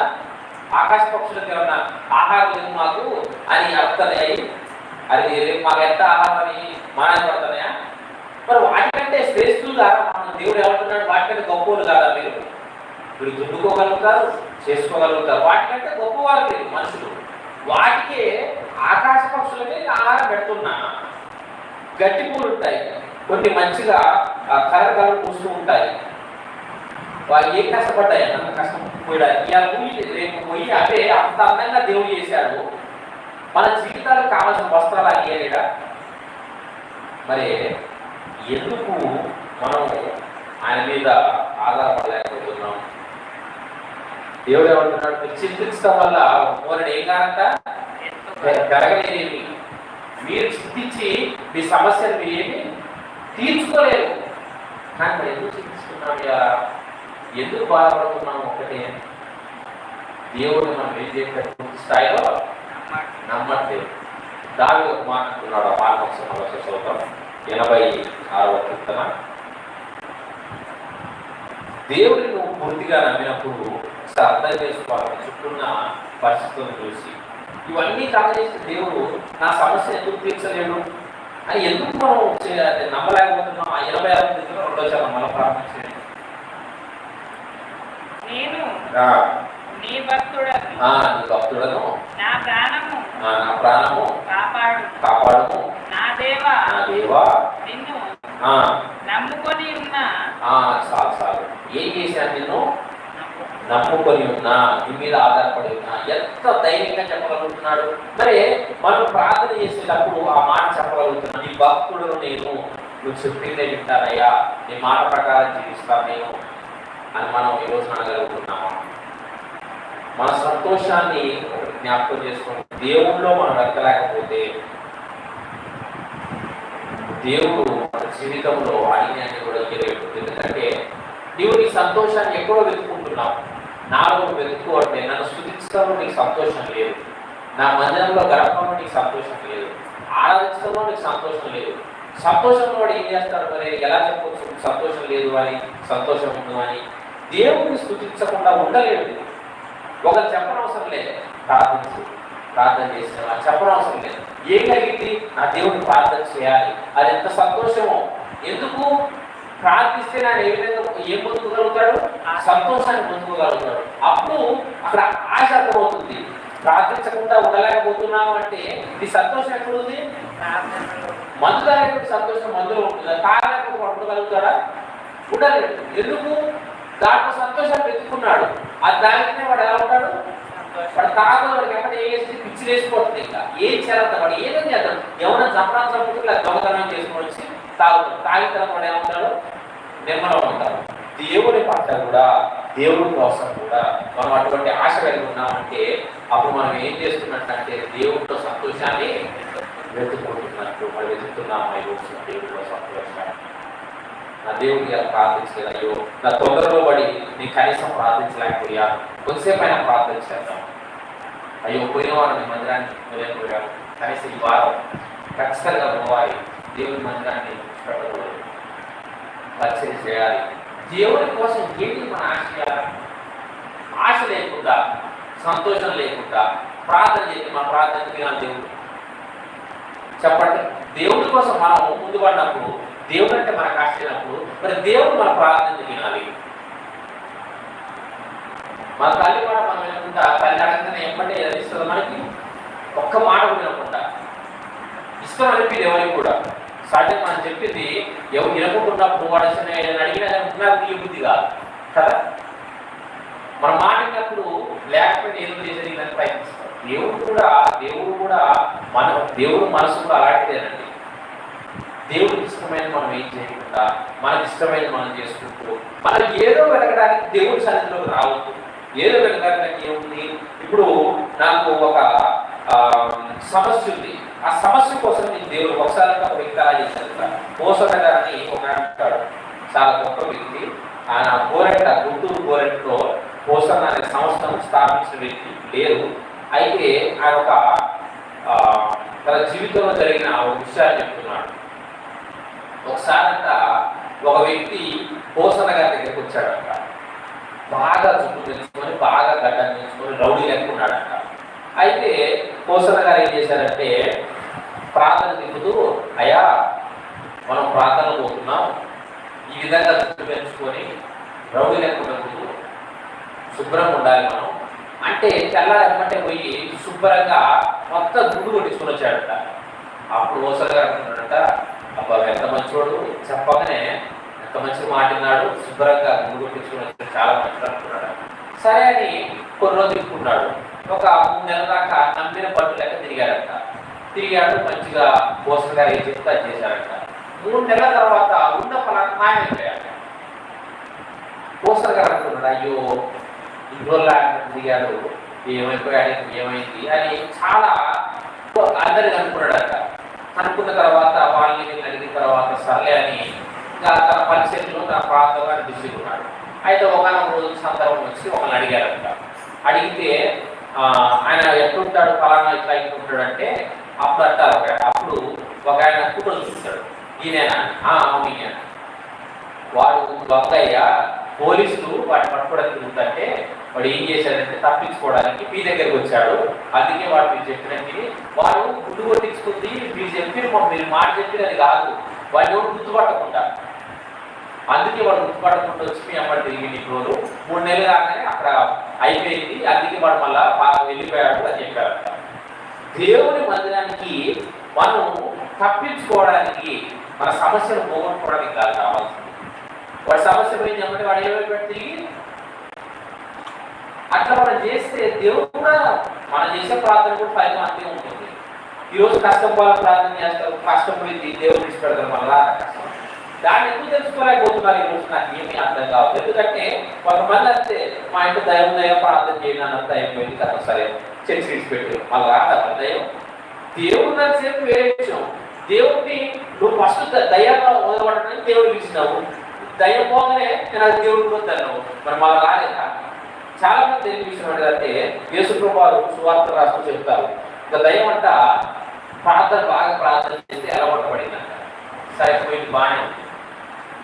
అయితే కొన్ని రోజుల తర్వాత దయ్యం ఒక ఆలోచన వచ్చిందంట, అబ్బా నీ విడిచిపెట్టిల్లు ఎంత బాగుందో, మరి ఎంత ప్రార్థన చేస్తానో చూసొద్దాం అనుకుందంట. ఆడకు పోయి చూసేదానికి వాడు ప్రార్థన లేదు, అంతకంటే అంత ముందు కంటే దారుణంగా ఉందంట. ఈ దయ్యం ఉంటుంది, ఇప్పుడు ఇది బయట తిరిగేదిగా, ఇది ఫ్రెండ్స్ అయ్యారు దయ్యాలు, ఒక 7 దయ్యాలు ఫ్రెండ్స్ అయ్యాయంట. మొత్తం ఇది ఇంకో 7 దాన్ని తీసుకొచ్చారు. ఇంటికి తీసుకొచ్చి ఆ ఇల్లు మునపటి కంటే ఇంకా ఏమైంది, దారుణంగా అయింది. ఒక దయ్యంతోనే ఆగలేకపోయారు, ఇప్పుడు అది తీసుకొచ్చింది ఇంకా 7 తీసుకొచ్చింది. అట్లుంటారు దేవుణ్ణి మనం. అంటే దేవుడు తప్పుగా అర్థం చేసుకోండి, దేవుడిని విడిచిపెట్టి మనం మళ్ళీ మనం ఇంకా కష్టాలు పొందుకుంటామని కాదు. దేవుడిని అవసరానికి వాడి విడిచిపెట్టేటట్టుండదు. ఈరోజు కష్టం వచ్చిందని దేవుడు అర్థం కష్టం అంటే దేవుడు లేదు అనే పద్ధతి మనలో ఉంటే నష్టపోయేది ఎవరు? మనమే. అది తెలుసుకోవాలి. కాబట్టి దేవుళ్ళో మన సంతోషాన్ని మనం వెతుక్కోగలిగితే దేవుడిని విడిచిపెట్టడానికి మనసు ఒప్పదు. దేవుడిని ప్రార్థించడంలో మనం సంతోషపడాలి, దేవుడి మందిరం రావడంలో మనం సంతోషపడాలి. నా చిన్నప్పటి నుంచి కూడా దేవుడి మందిరంలో పరిచయం చేయాలంటే మాకు ఆనందం, సంతోషం. ఎవరో ఏదో అనుకుంటారని, లేకపోతే ఎక్సెప్ట్ చేయాలని అనుకోపోయింది, తొందరగా వెళ్ళాలి, చెయ్యాలి అని ఒక ఆనందం ఉండేది. ఆ సంతోషం వెతుకున్నాం కాబట్టి మా చదువుల్లో తిరుగులేదండి. మేము మంచిగా, నేను కానీ మా తమ్ముడు కానీ మంచి మార్కులనే పాస్ అయ్యాం. ఇప్పుడు ఒకవేళ నేను సేవకులు వచ్చాను కానీ, ఒకవేళ సేవకులని ఉద్యోగం చేసుకున్నా కానీ మంచి జీవితం దొరుకుతుంది. కానీ సంపాదించడం అనేది ముఖ్య ఉద్దేశం కాదు. సంపాదించాలి, నేను ఎప్పుడు కూడా ఇప్పటికీ నాకు మంచి పెద్ద ఇల్లు కట్టుకోవాలి, బంగ్లా ఉండాలి, లేకపోతే సూపు కూడా వేసుకొని తిరగాలని ఆలోచన లేదు. ఎందుకు? ఒకవేళ ఆలోచన నాకుంటే ఇది చేయలేదు. మన ఆలోచన ఇప్పుడు ఇంకా మంచిగా అర్థం కావాలంటే, ఒక మంచి ఇంద్రభవనం కట్టుకోవాలనుకుంటారు మీరు వచ్చేది మీరు గుడిసెలో ఉంచారనుకుందాం. ఎంతసేపటికి ఆ గుడిసెలో మీకు ఉండబుద్ధి అయితే మీ ఆలోచన ఏంటి? ఒక మంచి ఇంద్రభవనం కట్టుకోవాలి. ఈ గుడిసెలో ఉన్నసేపు కూడా మన ఆలోచన ఉంటుంది, ఎప్పుడు కడతానో ఏమో, ఎప్పుడు వెళ్తానో ఏమో. మన ఆశ పెద్దదిగా ఉన్నప్పుడు చిన్న దాంట్లో మనం ఉండలేదు. ఇప్పుడు మేము బాగా ఆలోచించాను, అప్ప నాకు బాగా అయిందని నేను ఆలోచించాను. అప్పుడు సేవ చేయబుద్ధి అయింది. దేవుడిలో సంతోషం పెట్టుకోవడం అంటే ఆయన చిత్తాన్ని మనం చేస్తే ఒకవేళ మనం ఊహించని కూడా ఆయన ఇస్తారు, అది వేరే విషయం. ఇప్పుడు నేను నిన్న పనిలో ఒక కారు తీసుకొచ్చాను. ఆ వ్యక్తి ఆ కారుకు సంబంధించి ఆయన సహోదరుడు నాకు తెలిసిన బాగా మంచి పరిశ్రమ వ్యక్తి, ఆయన సేవ చేస్తున్నాడు. అయితే సేవ ప్రారంభంలో కనీసం ఆయనకి బండిలో పెట్రోల్ పోసుకోవడానికి సరిగ్గా డబ్బులు తక్కువయ్యాయి. ఒక్కోసారి ఆయన అవసరమైతే మా కారు ఇచ్చాము, సరే ఇది కావాలంటే మా కారు ఇచ్చాము. అటువంటి పరిస్థితులు దేవుడి మీద ఆధారపడ్డాడు. కొంచెం చిన్న ఒక జాబ్లో చేరాడు. చేరిన తర్వాత దేవుడు బాగా దీవించాడు, నమ్మకం కలిగి ఉన్నాడు. ప్రతి దాంట్లో కూడా ఏది వచ్చాడని దేవుడికి ఇస్తూ నమ్మకంగా ఉంటే దేవుడు అంచెలంచెలుగా తను దీవించాడు. పెళ్లి చేసుకున్నాడు. పెళ్లి చేసుకున్న తర్వాత తనకి ఇంకా మంచిగా బాగా తను చేస్తున్న పని కలిసి వచ్చింది. తను తన జీవితంలో వాళ్ళ తండ్రి చేసే పని ఏంటంటే ఒక కార్ డ్రైవర్. కార్ డ్రైవర్ అంటే ఎంత జీవితం సంపాదిస్తాడు? 20,000 మహా అయితే. కార్ డ్రైవర్ వేరే, కార్ ఓనర్ వేరే కదా. డ్రైవర్కి ఎక్కువ ఉంటుందా, ఓనర్కి ఎక్కువ ఉంటుందా? ఓనర్కి ఎక్కువ ఉంటుంది. అయితే వాళ్ళ తండ్రి కార్ డ్రైవర్. కానీ ఈ కొడుకు సంపాదించి ఒక 3 నెలల తర్వాత ఒక కారే ఉన్నాడు. అయితే వాళ్ళ తండ్రి ఏమంటున్నాడు తెలుసా? మన బ్రతుకులు చిన్నవి, దీని కార్ డ్రైవర్కి. మన జీవితంలో కారు తోడటమే తప్ప కారు కొనుక్కోలేము అనుకుంటున్నాం. కానీ ఈ రోజున నువ్వు కారు కొనుక్కుంటే నేను నమ్మలేకపోతున్నాను అన్నా. నిజంగా ఆయన కారు వల్ల ఎవరు నమ్మలేకపోయారు. ఎందుకు ఈ విధంగా జరిగిందంటే ఆయన ఆలోచన కారు కొనడంలో లేదు, లేకపోతే ఇల్లు కట్టుకోవడం లేదు. ఇప్పటికీ ఆయన చేసే పని కూడా నాన్నకి సేవ చేసుకుంటాడు. హల్లెలూయా. ఎందుకు ఈ మాట చెప్పానంటే మన ఆలోచన దేవుడి మీద ఉన్నప్పుడు, మన సంతోషం దేవుడి మీద ఉన్నప్పుడు మనకు కావాల్సిన దేవుడు ఇస్తాడు. హల్లెలూయా. ఈ కారు కావాలంటే ఆశపడ్డాడు, కానీ దానికోసం సేవ చేయలేదు. ఒక స్థలం కొనాలని ఆశపడ్డాడు, కానీ దానికోసం సేవ చేయలేదు. ఈ రోజున మనం దేవుడిని ప్రార్థించాలి. ఎందుకంటే మన కష్టం పోతుందని కాదు. దేవుడిని ప్రార్థన చేయాలి ఎందుకు? మన కష్టం పోతుందని కాదు. దేవుడు మన కష్టాన్ని తీసేయాలని, తీస్తాడు అని మనం ప్రార్థన చేయాలి. కానీ ప్రార్థన చేయకపోతే కష్టాలు పోవు. అర్థం చేసుకునే విధానం మారాలి. కొంతమంది ఏం చేస్తారంటే కష్టం వచ్చినప్పుడే ప్రార్థన చేస్తారు. అంటే దేవుడు ఎవరు అర్థం చేసుకోవాలి? ఇప్పుడు ప్రార్థన చేయాలంటే మీకు ఏం కావాలి? అలా చేస్తావు. మరి మనమే దేవుడికి చెప్తున్నాం కదా, దేవుడికి సలహా ఇస్తావు. ఆయన ప్రార్థన చేయాలంటే కష్టం ఉండాలి, నాకు తినడానికి తింటుంది. అందుకే ఒక ధర్మంతుడు అంటాడు, కావలసినంత ధాన్యం పొట్ట నిండుంది, నాకు తిరుగులేదు, ఆయన తింటా సంతోషంగా ఉంటా, అసలు నాకు ఏ బాధ లేదు, ఏ భయం లేదు అనుకున్నాడు అంట. దేవుడు కళ్ళకి వచ్చి బాగానే సంపాదించావు, అసలు బాగుంది, నీకు ఏ బాధ లేదు, ఈరోజు మరి ప్రాణాన్ని తీసుకుంటా, మరి నువ్వు సంపాదించిన వాటి పరిస్థితి ఏంటి అన్నాడంట. ఈ రోజున అప్పుడు ఆ ధర్మంతుడికి ఎవరు గుర్తొచ్చాడు? దేవుడు గుర్తొచ్చింది. ఎందుకు? ప్రాణం మన కష్టము మనకి దేవుడు గుర్తు రావాలంటే దేవుడిలో సంతోషం వెతుక్కోవడం అంటే కష్టం వచ్చినప్పుడు ప్రార్థన చేయడం కాదు, లేకపోతే ఏదో అవసరం కోసం ప్రార్థన చేయడం కాదు. మన ప్రార్థన అనేది కొనసాగుతూనే ఉండాలి. కష్టం వచ్చిందా ప్రార్థన చేస్తుంటే, కష్టం పోతూనే ఉంటుంది. బాధ వచ్చిందా, సంతోషం వచ్చిందా, ఏ పరిస్థితిలో కూడా మనం చేసే భక్తి మారకూడదు. మారుతుంది అంటే అది ఏమవుతుందంటే ద్వేషం అవుతుంది.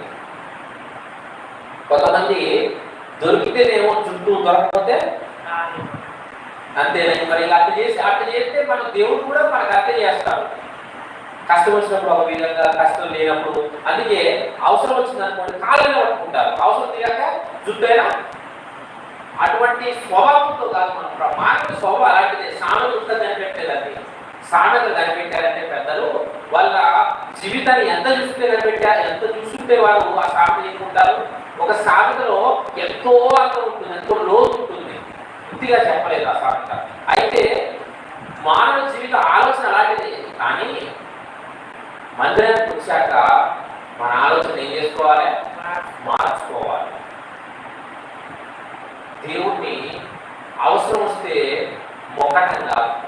చాలా మంది మొక్కుబడి చేసుకుంటారు. ఈ కష్టం పోతే ఖచ్చితంగా నేను మందిరానికి వస్తున్నాను. సో అదే కొంతమంది ఫలానా ఊరు ఫలానా వాళ్ళకి వెళ్తారు, మొక్కుబడి చేసుకుంటున్నారు. కష్టం పోతే కాదండి. ఆ విధంగా చేస్తే మన దేవుడు ఎలా అంటే నా కష్టం పోతే నువ్వు దేవుడు అంటే మన కష్టం తీస్తే ఆయన దేవుడు నిరూపించుకోవాలి. కొంతమంది నా కష్టం తీస్తే ఖచ్చితంగా కొంతమంది ప్రార్థన అనేటప్పుడు కూడా నాకు నా కోరిక తీస్తే ఖచ్చితంగా నేను దేవుడు నమ్ముకుంటా అంటే మన కష్టం తీర్చినప్పుడే ఆయన దేవుడు అయ్యిందా? అంతకుముందు దేవుడు కాదా? మానవుడు అర్థం చేసుకునే విధానం చూడండి ఎలా ఉందో. నా కష్టం తీరిస్తే మాత్రమే తెలుసుకొస్తా అంటే అప్పుడు ఆయన దేవుడు అయ్యాడు. ఆయన దేవుడే నా కష్టం తీర్చాడు అలా కాదు. అయితే అలా మనం చేస్తే ఏమైందంటే కష్టం వచ్చినప్పుడల్లా నా కష్టం పట్టాకే దేవుడు కాదు. అంటే నీ కష్టం తీస్తేనే దేవుడు కదా. అర్థం చేసుకునే విధానం తప్పదు. దేవుడు ఎప్పుడో మన కోసం గొప్ప కార్యం చేశాడు. అది ఎక్కడంటే శిలువ పైన. దాన్ని మనం చూసినప్పుడు అర్థం చేసుకోవాలి. అయ్యో యేసు చచ్చిపోయింది మా కోసమా, తన ప్రాణాన్ని ఇచ్చింది మా కోసమా, శిలువ పైన అన్ని అవమానాలు పడ్డది మా కోసమా, ఆయన తిరిగి లేచాడు. దీన్ని నమ్మినప్పుడు నీ కష్టాన్ని తీయగలుగుతాను నమ్ముతావు. నా కష్టాన్ని తీసుకెళ్ళే దేవుడు అంటే మరి దేవుడు చేసింది శిలువపై చేసినట్టు అది ఏంటి అంతా ఉదాహరణ వేస్ట్ అదంతా అది ఉపయోగపడదా? దాని శిలువను మనం చూడగలిగినప్పుడు, శిలువ పైన యేసయ్య మరణాన్ని మనం చూడగలిగినప్పుడు యేసయ్య చనిపోయేది నా కోసమే, నా పాపాల కోసమే అని నువ్వు నమ్మగలిగినప్పుడు, ఆ నమ్మకంతో ఉంటే నీ జీవితంలో వచ్చిన ఏ కష్టాన్ని కూడా మనం సందేహించాం. ఎందుకంటే యేసయ్య ప్రాణాన్ని అర్పించినప్పుడు ఈ సమస్య కూడా తీసేస్తాడు, నాకు ఖచ్చితంగా దయచేస్తాడు అనే నమ్మకం మనకు కావాలి. అందుకే శిలువనే మన శ్రమలన్నిటికీ కూడా జవాబు. శిలువ దగ్గరికి వచ్చినప్పుడు అది చూసినప్పుడు మనకి నమ్మకం రావాలి. యేసయ్య చచ్చిపోయింది నా కోసమే అంటే నా శ్రమను తీయగలుగుతాడు. నా కోసం ప్రార్థించిన దేవుడు నా కష్టాన్ని చూస్తూ ఊరుకుంటాడా? నేను నరకానికి పోవడం ఇష్టం లేక దేవుడు నా కోసం చచ్చిపోయినప్పుడు నేను కష్టాన్ని అనుభవిస్తుంటే, శ్రమను అనుభవిస్తుంటే యేసయ్య చూసుకుంటాడా? చూస్తూ ఉంటాడు. ఆ విషయాన్ని మనం జ్ఞాపకం చేసుకోవాలి. కాబట్టి ఈ రోజున ఒక విషయాన్ని మనం నేర్చుకోవాలి. ప్రార్థన చేసేటప్పుడు దేవుడి ముందు మనం ఏం చేయాలంట? ఒకటి తగ్గించుకోవాలి ఫస్ట్.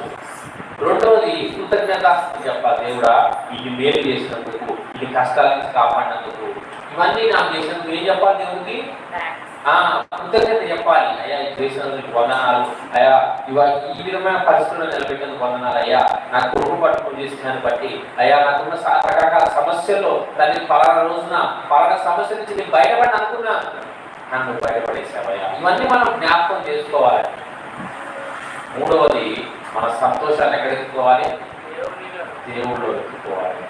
దేంట్లోనూ సంతోషాన్ని వెతికి దేవుడి దగ్గరికి రావాలి. దేంట్లోనూ సంతోషాన్ని దేవుడి దగ్గరికి, దేవుడిలో సంతోషాన్ని వెతికి సమస్య ఉంటే దేవుడు తీర్చాలి. నువ్వు ఏం విందాము, ఏం తాగుదాం, ఏం ధరించుకుందాం అనే ఆలోచనతో దేవుడి మనకి స్థితితో వస్తుంది. దేవుడు ఆ స్థితిని ఎలా చేయగలుగుతాడు? నా బతుకు ఎంత గడుస్తుందో, ఈ అప్పులు తీరుతాయో, పెళ్ళి ఎంత అవుతుందో, పిల్లలు కొడుకులో పుట్టరో, ఇదే ఆలోచనలో మనం ఉన్నప్పుడు దేవుడిలో సంతోషం ఎక్కడిది? చింతే ఉండే ఉండేట బరువు వస్తాను.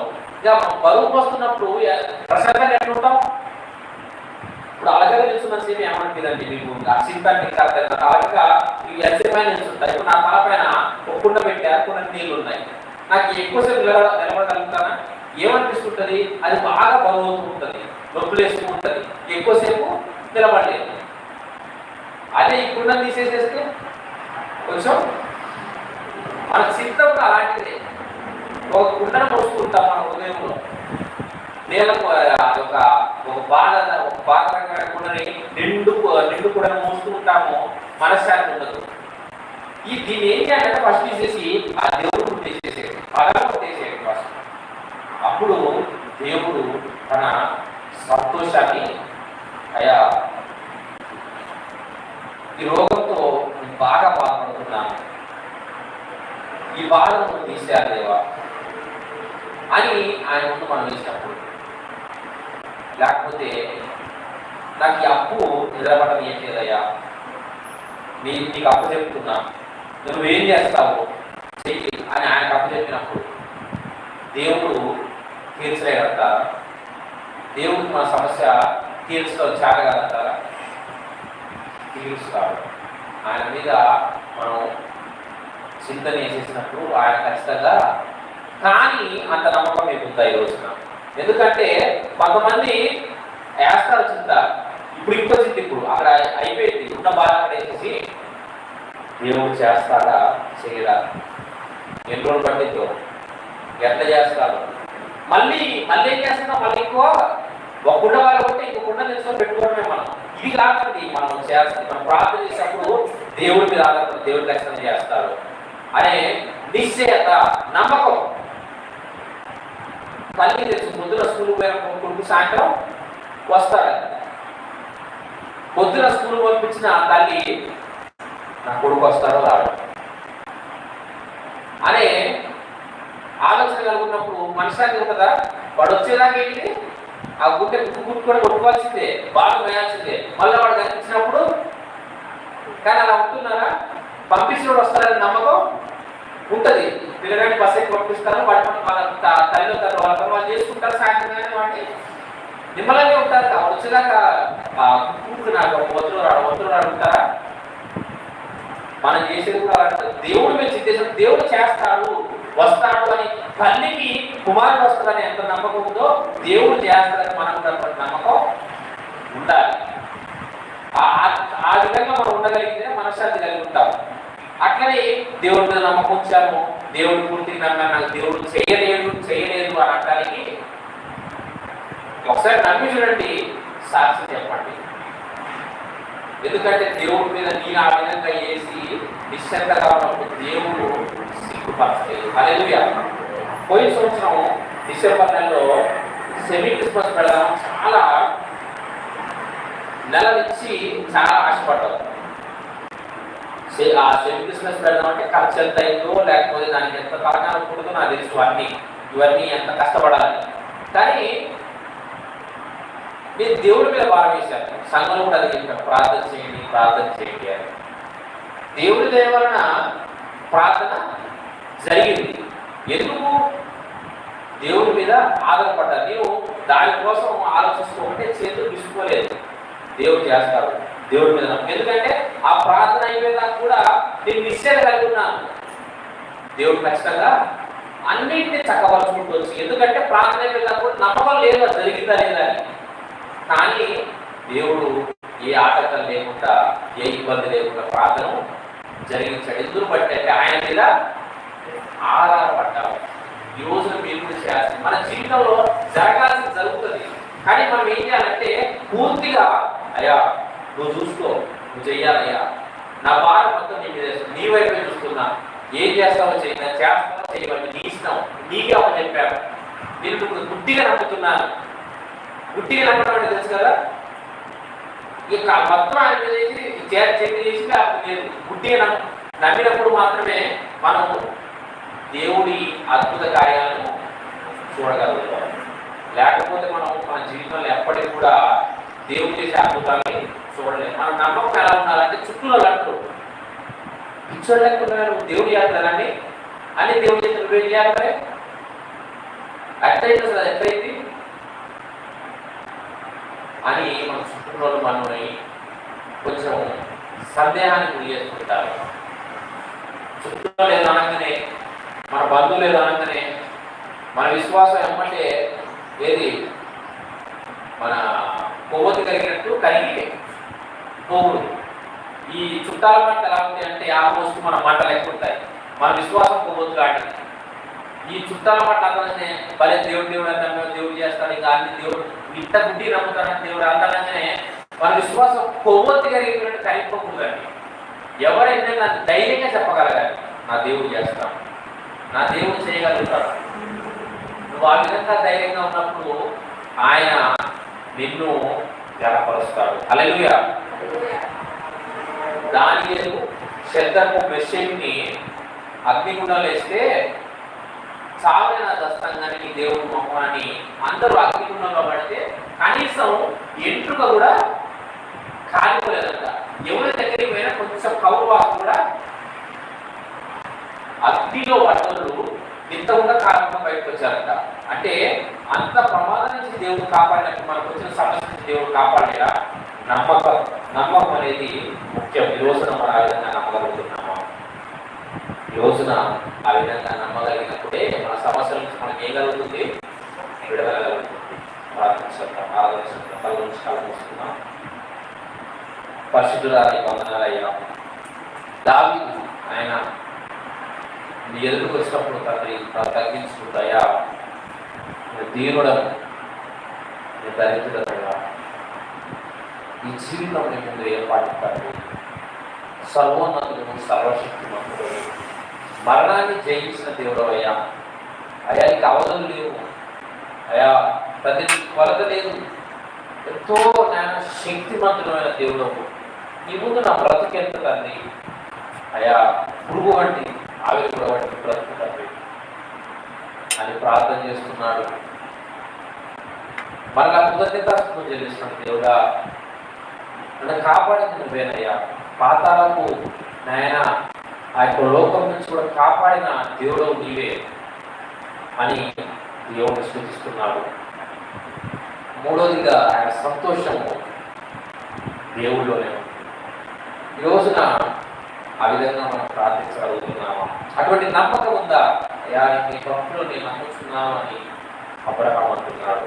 మరి నీ నమ్మకం నమ్మగలుగుతున్నావా? దేవుడి కృతజ్ఞతాస్తుతులు చెల్లించగలుగుతున్నావా? దేవుడిలో సంతోషాన్ని వెతుక్కుంటున్నావా?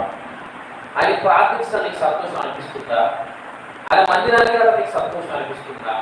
ఆయన ఆరాధించడం, ఆయన గురించి పాడటం నీకు సంతోషం అనిపిస్తుందా? ఒకవేళ నీకు సంతోషం అనిపించదంటే ఈ రోజున దేవుడు అయ్యా సంతోషంతో నేను ఆరాధించాలి. ఒకవేళ ఆ సంతోషం నాలో రాలేదంటే నీకు ఇష్టమైంది ఏమైనా నాలో లేదేమో తండ్రి, ఆయన నీకు ఇష్టం లేకుందేమో దాన్ని తీసేయండి. నీలో నీకు సంతోషం కలగాలయ్యా. నా చిత్తను బాధగల దేవుడు నీవు తండ్రి, నీకు వందనాలు. ఆ విధమైన ప్రార్థన నేర్చుకునే విశ్వాసం అంటే ఎక్కువగా నీలో సమయాన్ని ఎక్కువగా స్థుతించే పరిస్థితి అయ్యా, నీలో ఉన్న సంతోషాన్ని నీకు పొందుకోవాలి, నీకు ఇచ్చే సమాధానాన్ని నీకు పొందుకోవాలి.